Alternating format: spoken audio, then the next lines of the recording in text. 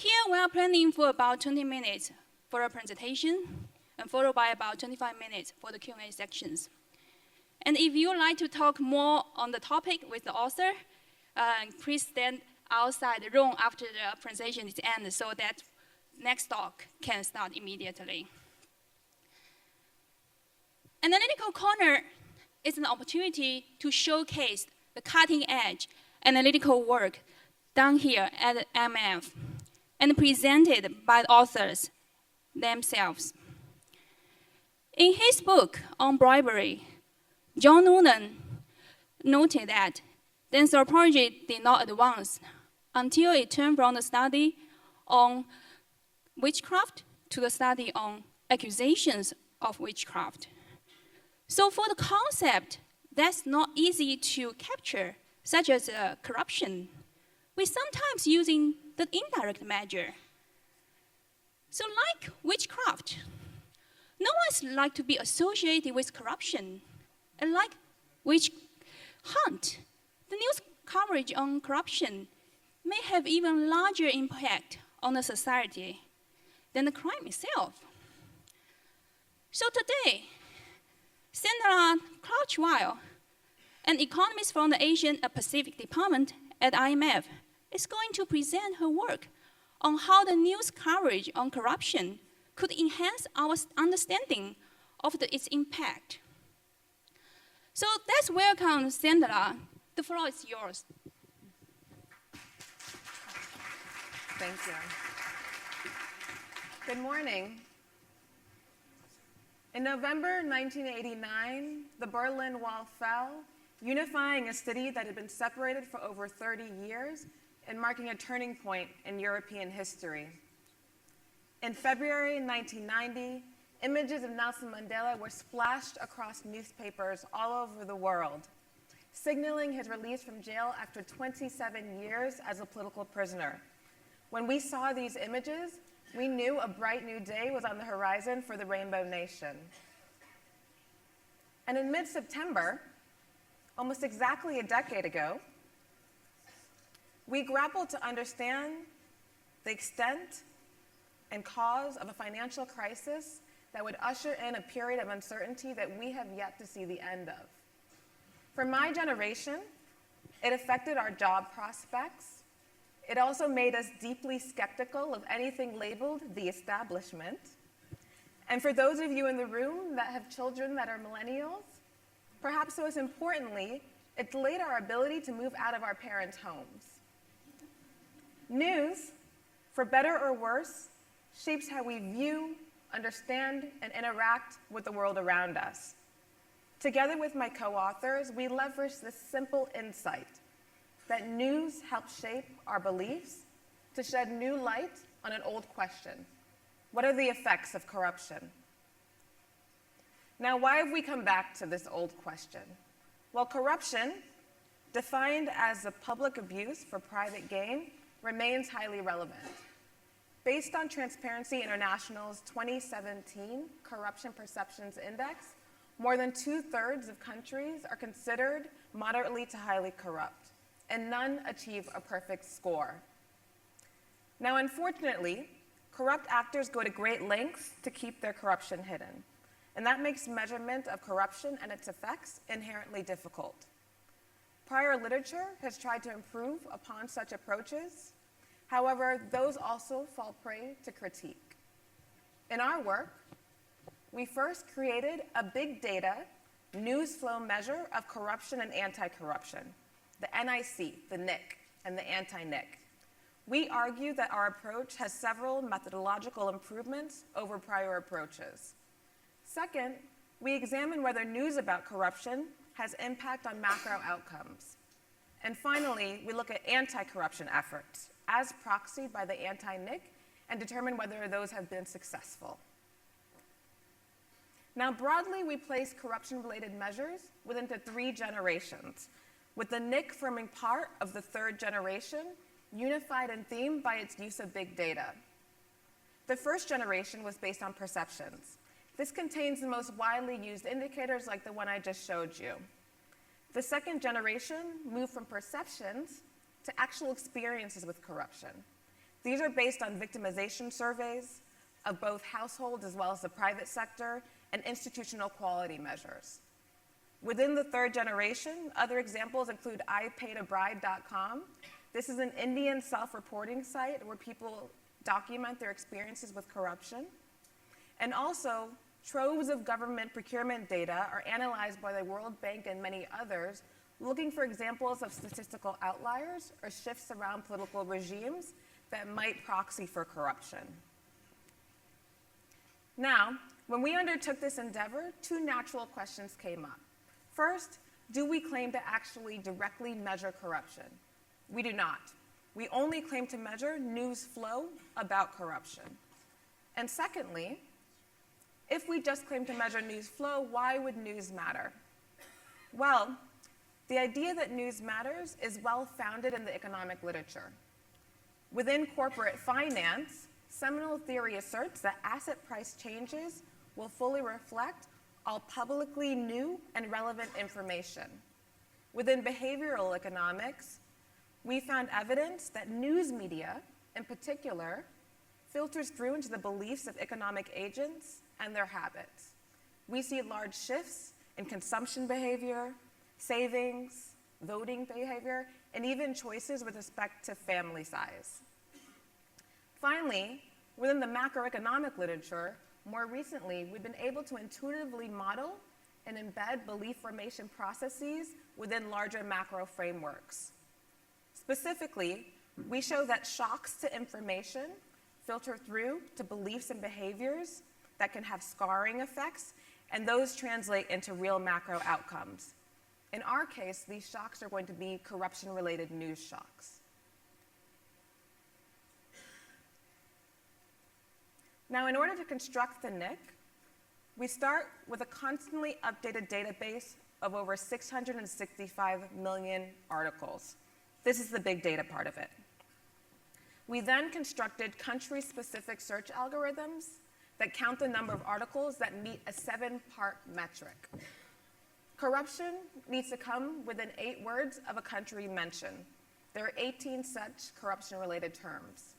It also needs to mention government. Again, the definition of corruption that we're using is public abuse for private gain. There can't be mention of anti-corruption. We want the measure to be unidirectional in the sense that the more articles that get counted, we want that to reflect more corruption-related news, not government's effort to counteract that news.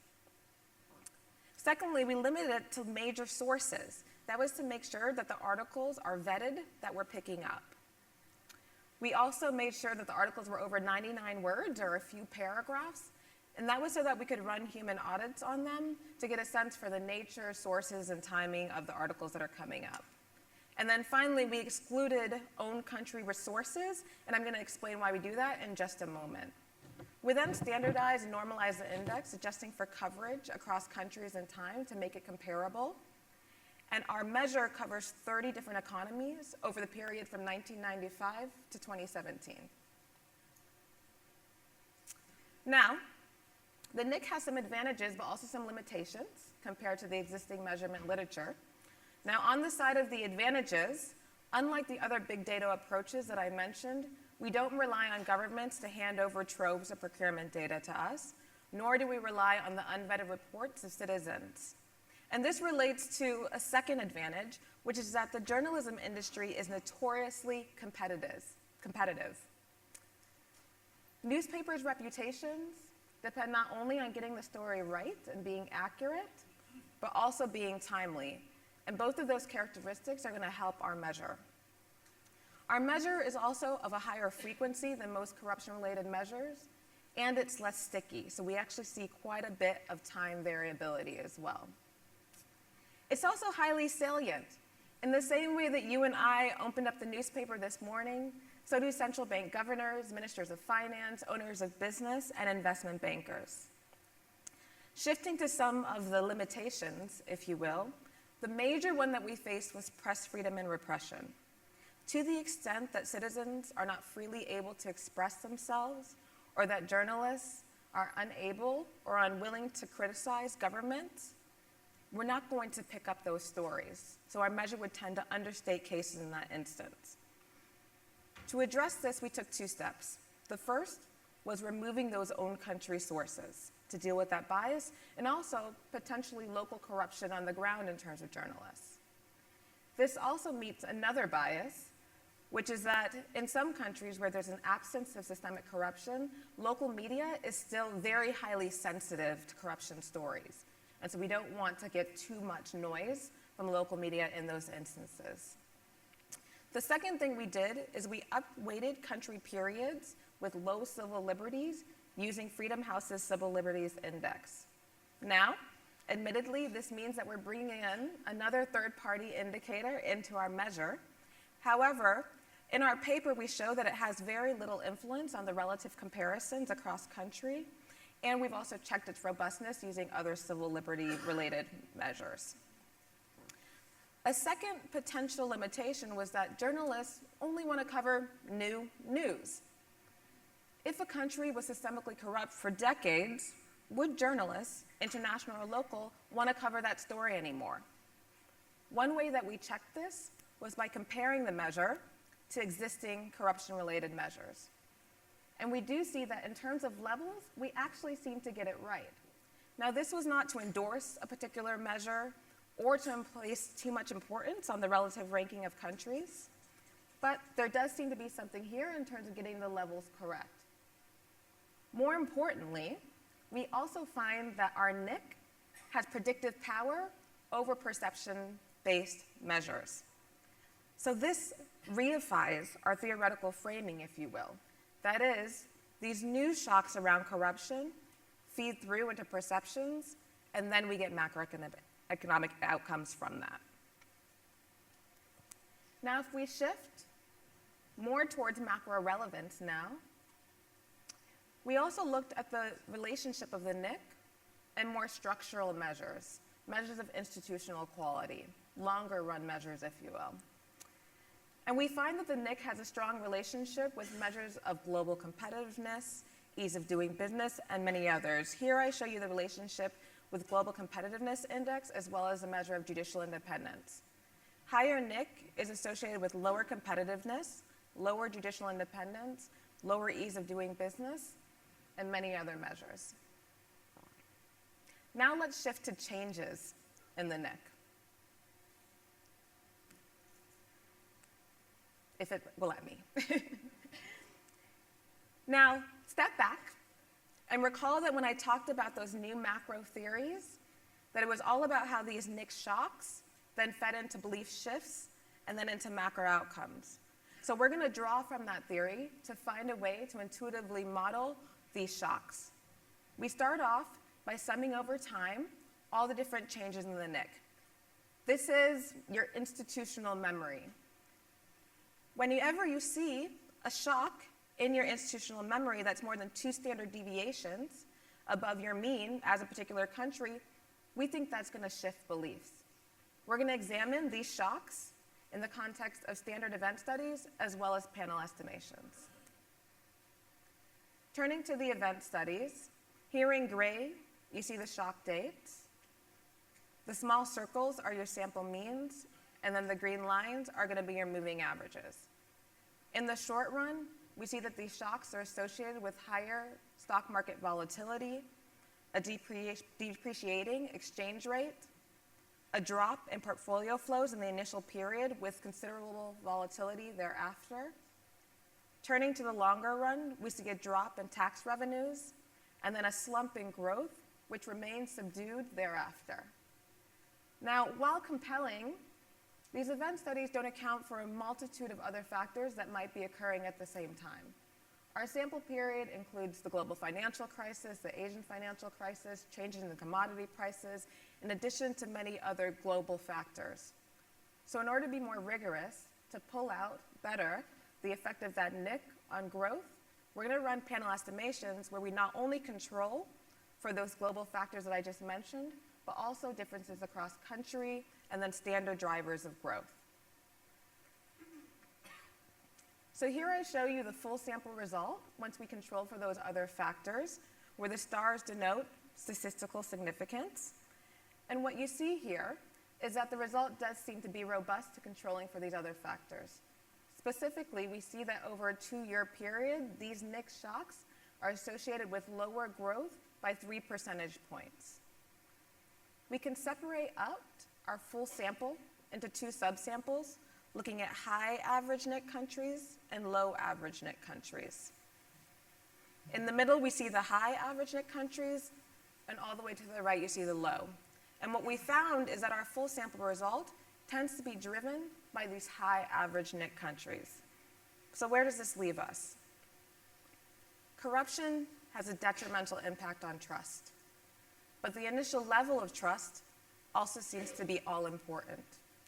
In countries with low trust that tend to be associated with high NICs, we see that people tend to think when we see these shocks that the government is either unwilling or unable to counter the shocks effectively. Whereas in low NIC countries, high trust countries, people assume the government will effectively and efficiently counter such shocks. Now let's turn to the anti-NIC. Now, if we turn our theoretical framing on its head, we should expect that these positive shocks, these big, splashy anti-corruption campaigns and drives, should shift beliefs in the opposite direction. Things are changing now. We should invest. We should come into this country. We should consume more. And we do see some short-term positive effects. We see stock market volatility fall. We see the exchange rate appreciate. However, in the longer run, we don't get any significance on growth with respect to the anti-NIC shocks. However, we don't leave it here. We also examined what would happen if we looked at countries that go beyond just introducing these anti-corruption drives, but they also back it up with institutional strengthening. And there we find our positive result at last. So, where does this leave us with respect to policymakers? First is that the current efforts of government to combat corruption are well worth the effort. And to that end, in April 2018, the IMF's Executive Board approved an enhanced governance framework to support such efforts. Number 2, talk is cheap. Launching big, splashy anti-corruption campaigns on their own are not enough. While important, doing the work of strengthening institutions more holistically by improving their governance and transparency are also all important. So I'll leave it there and open up for questions. Thank you. Thank you, Sandra, for your great presentation. So, as a moderator, I would like to take the advantage to ask you the first question. So, could you please tell us more about how you gauge the accuracy of NIC? Sure. Thank you. So earlier on, I mentioned that one of the metrics was making sure that the articles were over 99 words. And that was so that we could actually read the articles. So we did a random sampling, a full human audit, and we read enough articles, hundreds in fact, to make sure that we had statistical significance. And we were able to ask questions like, is this actually corruption? Is it about the right country? Is it about a decrease or increase? What's the source of the corruption? Is there any inkling of this being associated with a political purge? And in terms of those results, they were astounding, even for ourselves as the researchers. We found that over 85% were about the right country and were corruption related. Of those, we found that over 90% were about increases in corruption, not decreases. Less than 10% had any inkling of being about political purges. And we also found that 75%, and this is very interesting, were about actual corruption cases and not perceptions of cases. Great, thank you very much. So the floor is open for the questions now. If you have questions, please raise your hand and someone will give you the mic. And before you ask a question, please indicate your name and affiliation. Thank you.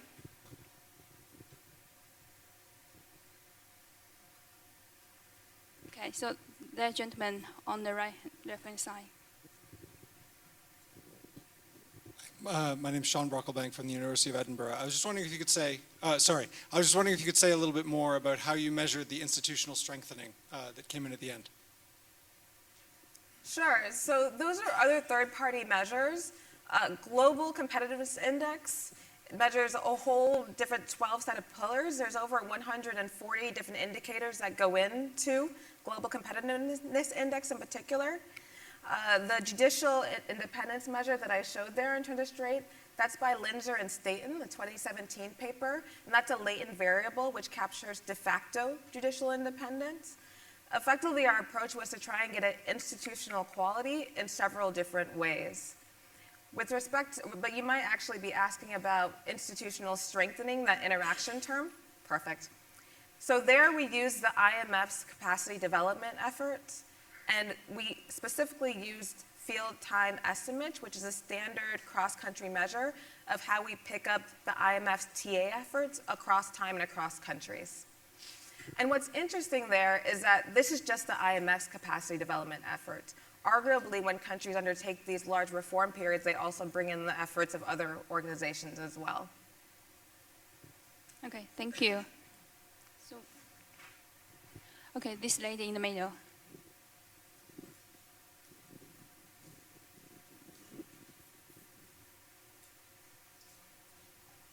Thank you. My name is Sawa Omori, coming from International Christian University, so associated as an academia.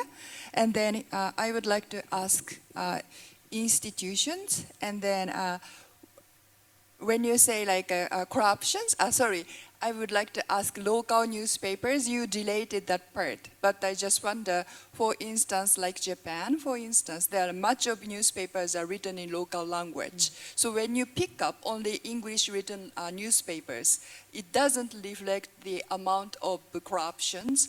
So I just want to know, and then it may just over-represent English-speaking countries' corruption incidents. So I just would like to know, how do you control this kind of bias of language in journals, newspapers? That's one question.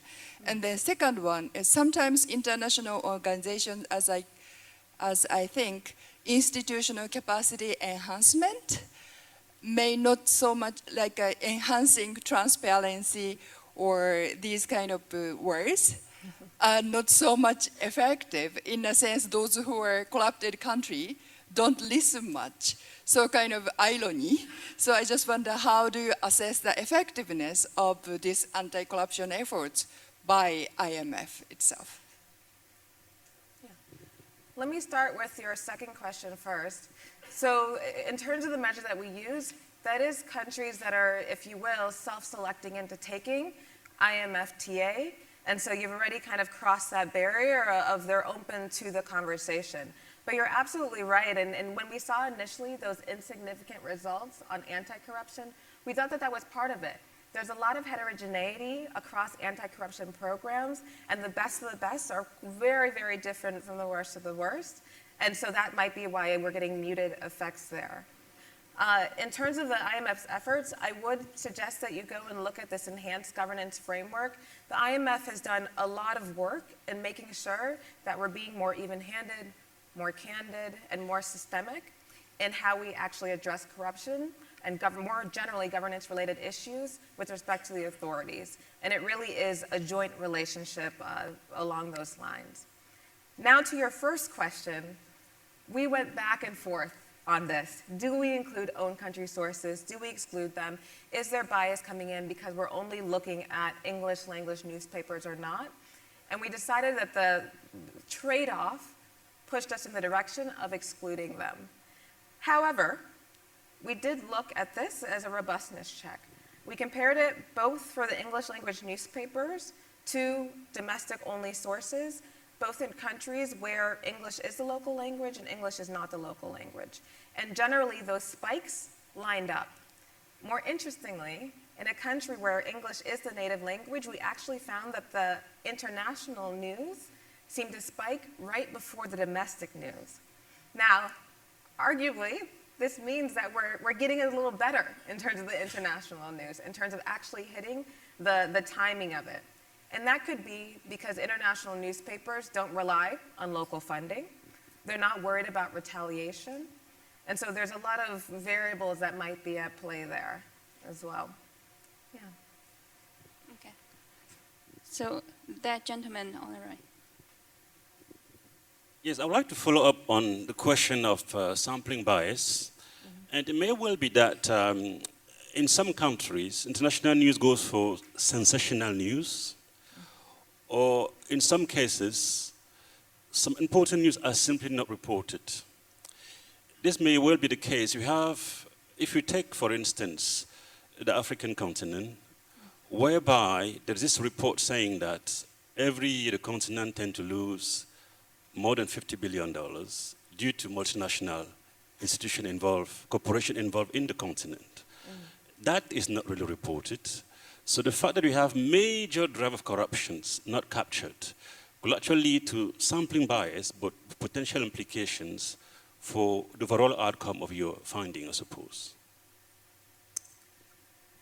So your concern is that by not including local sources, that we're not capturing those stories that tend to only be covered locally. Yes?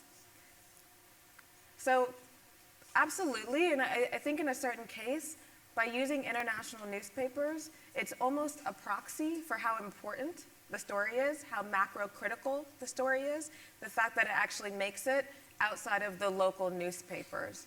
And as I just mentioned, when we did compare it to local sources only, we do tend to see the same spikes, sometimes with our measure leading. Now, I should clarify that the sources, these international sources that we're using, they're not just Western sources.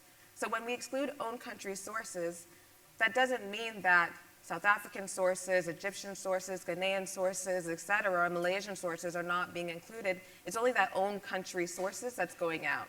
And there are over 700 such sources, and they are spread quite geographically around the world. So you're getting regional takes as well as Western international takes on it as well. Now, in terms of the coverage of stories, them being macro-critical versus not, we did tend to see, again, going back to that human audit, that most of the stories that are capturing grand corruption rather than petty corruption, with the exception of a couple country case studies. But largely you are picking up grand, highly macro-critical corruption. Okay. The lady in the middle first.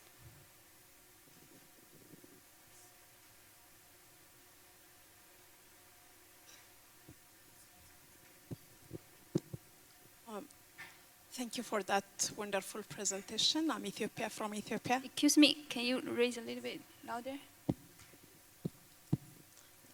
Thank you for that wonderful presentation. It would be very interesting to understand the characteristic of your sample. You considered 30 economies, right? And you considered 30 economies as a sample. And it would be good to understand the characteristic of your sample size in terms of geographic and economic distribution and further disaggregation of the results in terms of geography as well as economy. Thank you. Yeah, absolutely. So there are 30 economies. Roughly a third of them are advanced economies. They also have quite a good geographic distribution. We did pick them in order to be representative. However, there is slight bias towards Asian economies for a couple of reasons. They tend to be understudied, and also there's a lot of socioeconomic diversity across the Asian countries. Hopefully that gives you. Thank you. Okay, gentleman over there. Good morning. My name is Abiy. I'm also from Ethiopia. Last year, I remember there was a panel on the same subject on the the 2017 annual meeting, which was 4 of the panelists were women, and at the same time, I'm seeing the same is happening. Is there anything you are trying to pass on? Any message for us? Thank you. I don't think that the fund is intentionally putting women forward as a new face of anti-corruption. However, it's a very interesting takeaway. Thank you for the question. Okay, the lady on the right hand. Thanks very much. My name is Vivian Foster from the World Bank. Congratulations on a very interesting piece of research.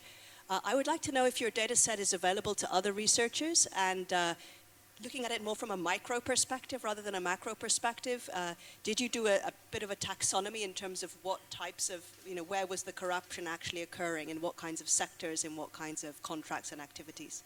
my particular interest is in infrastructure. Thank you. So that, to me, kind of strikes me as future research. This is one of the first types of these measures, and there's really nothing but the sky in terms of the limit for where we go from here. When we were looking at the stories, because they are international news covering these stories, they don't tend to go into specific sectors. When we were looking in the human audit at where the sources were, it would generally say a political party or leader, but not go into a particular, whether it was the industrial sector versus services. So we weren't able to capture that. However, it seems like you could do that within country, depending on the country. In some countries, you have characteristics where it does differ across sectors, and there are certain areas that tend to be more vulnerable to corruption than others. But in other countries, it's different. It really is on a country-by-country basis, as I'm kind of going through the list of countries in my head and what we saw in the articles, and so it would vary. On the question of whether we could look at it from a micro perspective, that's exactly actually one thing I want to do. If you go back to Fissman's 2001 literature looking at political connections, there they had shocks, and then they see whether different firms replied to those shocks to figure out whether they're politically connected or not. In this instance as well, you can look at these new shocks and see how specific firms respond to see whether they're connected to these corruption shocks or not as well. So that's absolutely one line that the research can take. Yeah, thank you for your question. Yeah, there's lots of exciting different angles for how the research can go forward. Great. So, okay, the gentleman in the back.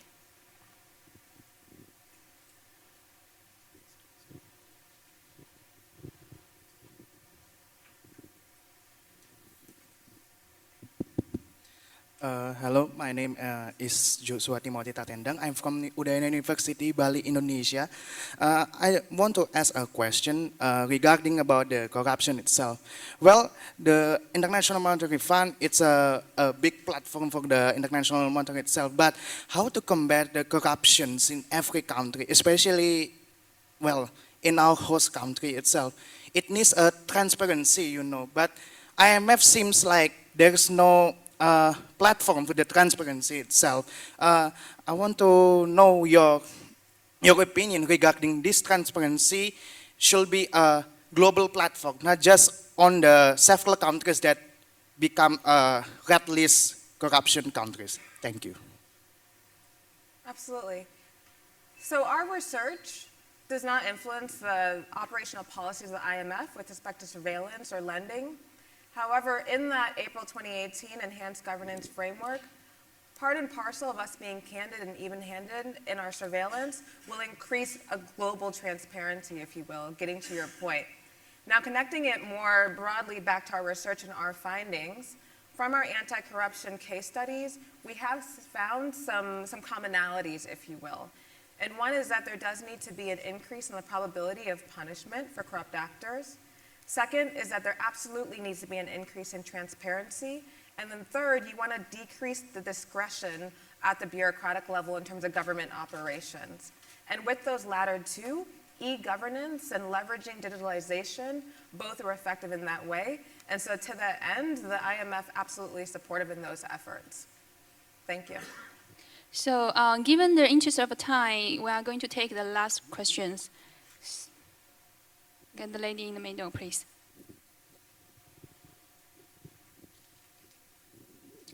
Hello, Sultana Beacon, Bank of England. My question peels back a little bit from the piece of work, more to the style of the work, which is the big data approach. It's vast becoming more and more popular. Can you hear me all right? No, can you put your mic a little bit closer to yourself? Sure. Is that better? Right, so the big data approach is becoming more and more popular as a form of research, but it fosters away from the more traditional approaches to research and what we've always done. How have you, the IMF, managed to instill more and more confidence in the use of big data approach, especially with this piece of work? Yeah, so this is one part of research in a large literature of research on corruption measurement. And as you saw, we were able to line it up with existing measures. And one thing I didn't show is that it also lines up with that second generation of measures in terms of actual victimization surveys. And so in that way, it buttresses that literature. We certainly should not abandon any of the other measures just because we've introduced this new big data approach. Really, they're all complementary. So here comes the end of the Q&A section. So Sandra, would you like to say a few words to end today's talk? Sure. So just briefly as a takeaway, when these corruption scandals come up, there's a tendency to say, let's fight corruption by fighting corruption. And usually that involves the introduction of new anti-corruption commissions, big anti-corruption drives, a global agenda against corruption. But what our work also shows is that all important, it's very, very key to look at existing institutions and improve the governance and the transparency of those. I really appreciate you having me today. It's been an honor to be here. Terima kasih.